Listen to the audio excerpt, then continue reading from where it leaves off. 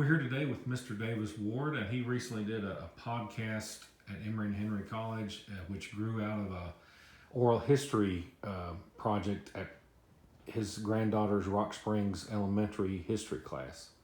So, Mr. Ward, could you explain sort of what, how this came about, or what you said? Well, we had up at Emory Henry, at the cemetery up there, we had my wife's great grandfather had put a little pony at the graveside of 4 of his grandchildren that died in early in life due to typhoid, or not typhoid. What they died of? Scarlet fever. Scarlet fever. I'm not sure what they died of. But anyway, we over the years we've been looking after the pony, and that was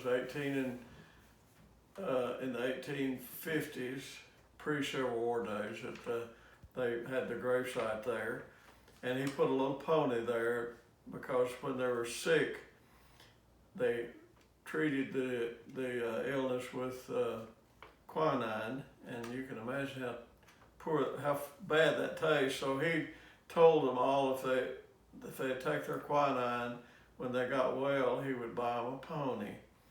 And obviously 4 of the 6 of them did not get well, and he buried them all at the cemetery there at Emory Henry College, and he put a little concrete pony there in the 1850s over their gravesite. And over the years, the family has been kind of looking after it over the years, and every year we put a wreath in the spring and a wreath in the fall around its neck, and that's been sort of a tradition not only for us but the people at Emory Henry College also.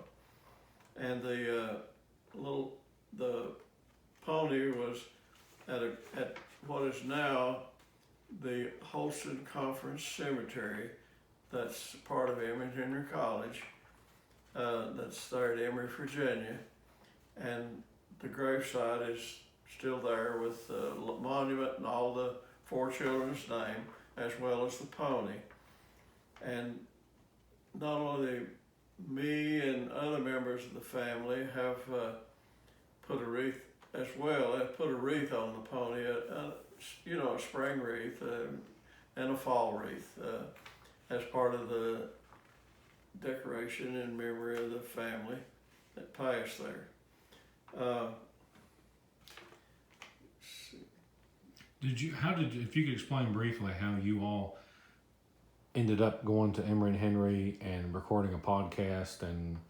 Oh, okay. We went up there as part of the, Mrs. Anderson had a little project of oral family history at the elementary school here, and as part of my granddaughter was going to tell about the origin of the pony to the class. So we're talking to the alumni director up at Emory Henry College, and she invited us to come up and be a part of their program, the podcast, to talk about the history of Emory Henry College, as well as the history of the pony and the cemetery and how it's related to Emory Henry.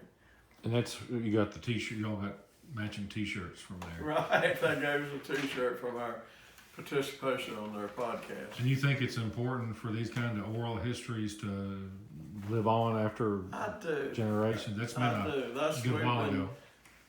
Part of our life the last 50, 60 years has been, to promote the living of the history of the family that has been part of our family over the years, and we've been part of the keeping it alive by decorating the pony and by other means too, in association with the college.